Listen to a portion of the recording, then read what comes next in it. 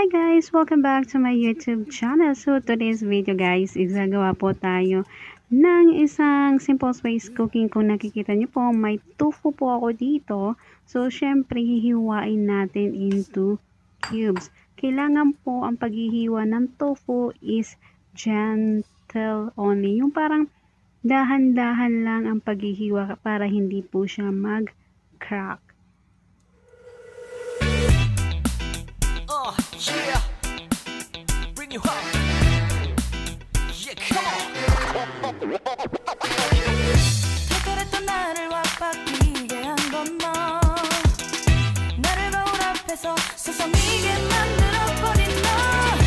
예전엔 너 장도 안 하고 대충 입던 나인데 이젠 어울리는 옷에 관심이 더 생겼어.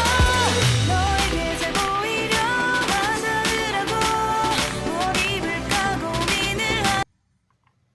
So, ayan, piprituhin na po natin ang ating tofu. Kailangan gentle lang po ang paglalagay natin sa kawali para hindi po siya mag-crack as I said po kanina. Kasi, yung tofu po kasi madali po siya mag-crack. Kasi nga, napaka-smooth niya, saka malambot. So, piprituhin lang po natin until mag-brown na po siya.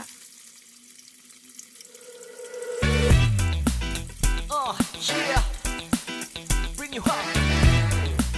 Yeah, come on. 그랬던 나를 와빠끼게 한 건 너. 나를 거울 앞에서 수성이게 만들어버린 너. 예전엔 너 장도 안 하고 대충 입던 나인데 이젠 어울리는 옷에 관심이 더 생겼어. 너에게 잘 보이려 하더라고. 뭘 입을까 고민을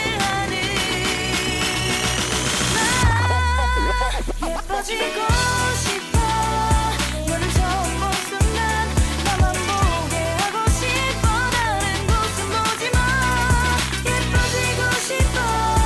더 빠져들도록 다른 사람이 오지 못하게 예뻐지고 싶어. 친구들이 나보고 변했다고 말을 하면 나를 Yan, malapit na po matapos at nakikita nyo naman golden brown ng ating tufo. So, isi-sit aside lang po natin siya. So, kung nakikita nyo po is tinatanggal ko na po siya sa kawali. So, after na is magsusutay na po tayo sa ating tofu with minced meat. Kung nakikita nyo may kawali na po tayo. Gigisa lang po natin yung bawang natin at ang ating sibuyas with soya beans. So, ang ginagamit po natin ay soya beans sa ating tofu para mas ma-absorb yung lasa ng ating tofu. Kasi mas maganda po yung soya beans. Kasi diba yung soya beans is maalat. So, yun po ang ginamit natin.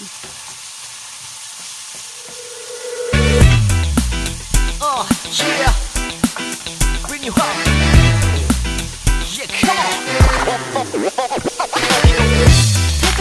Next po natin, ilagay na po natin ang ating minced meat. So, naggisa na po tayo ng bawang, sibuyas, at ang ating soya beans. So, ang ihalo lang po natin ang ating minced meat. So, guys, ang pagluluto nito is just only 10 minutes. So, easy ways cooking lang po ito at hindi po madaming ingredients. So, we have only 3 ingredients, soya beans and minced meat and tofu. So, mayroon ka ng ulam, may lunch ka na, may dinner ka na, kung ikaw lang kakain.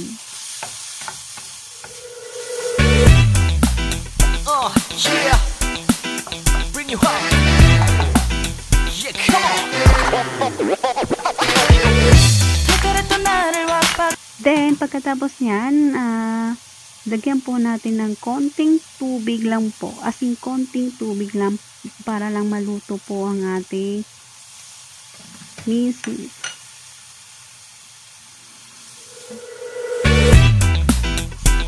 Yeah.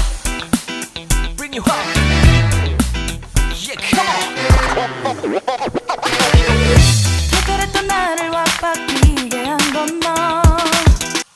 Then next, ilagay na po natin ang ating Tufo. Yung pinaka-last na po, syempre lutuin lang po natin in just 3 minutes. Madali lang po, as in 3 minutes lang siya. Yung para ma-absorb lang din yung lasa ng ating ingredient na soya beans sa ating Tufo. So, just only 3 minutes. Then after that, pwede na po siya i-serve.